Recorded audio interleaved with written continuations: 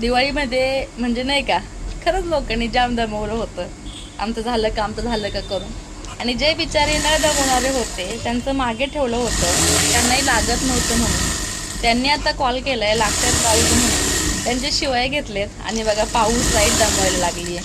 म्हणजे टेलरांची लाईफ खरंच चुकी नाही का. दिवाळीमध्ये प्रत्येक जण एन्जॉय करत होतं आणि आम्ही मात्र शिवत होतो. कोणताही सण आला आम्ही मात्र शिवतोय.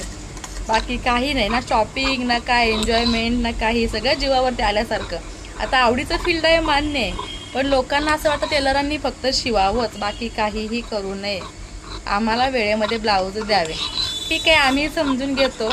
सणासुदीला तुम्हाला नटवलं म्हणजे आम्हाला खुशी होते, पण तुम्हाला नटवल्याची गोष्ट आहे. एवढे छान आम्ही मूडमध्ये गोष्टी करून देतो तुम्हाला. छान छान ब्लाऊज शिवून देतोय, ड्रेस शिवून देतोय. कधीतरी थोडंसं तर असं प्रेमाने म्हणा की बाबा रे खरंच खूप सुंदर ब्लाऊज झाले, खूप सुंदर ड्रेस झाले म्हणतात. नाही म्हणत असे नाही, पण 10पैकी 1-2 म्हणतात बरं का. बाकीचे तरी असे असे नाही का जीवावरती येऊन दिल्यासारखे पैसे देतात आणि कौतुकी करतात.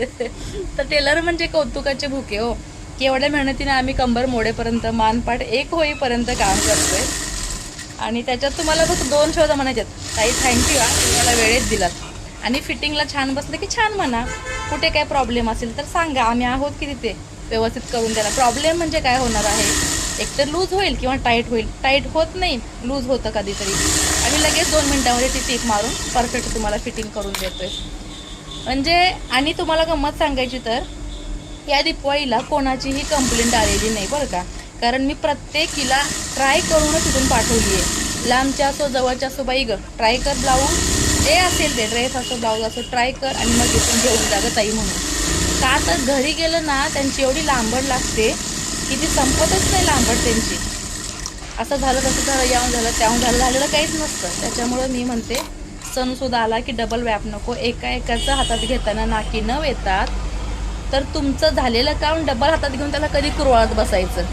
आता बघा घाईच्या वेळेला धागा तरी संपणार, धागा तरी तुटणार, बॉबिनचा तरी प्रॉब्लेम होणार. चालूच असतं हे सगळं नाही का, चॅलेंज आपल्या लाईफमध्ये. आता हे डबल धागा लावलेला आहे, मॅचिंग आहे म्हणून चाललं. वरती थोडा लाल धागा होता, काढून टाकलाय. तर वातावरण असं झालंय, त्याच्यामुळे खरंच असं वाटतं की बापरे हा पाऊस काय कोण्या जन्मीचा बदला घेतोय की काय आपल्याशी. इतका वेळ मगाशी लाईट गेली, हा ब्लाऊज कटिंग केला आणि जी लाईट गेली.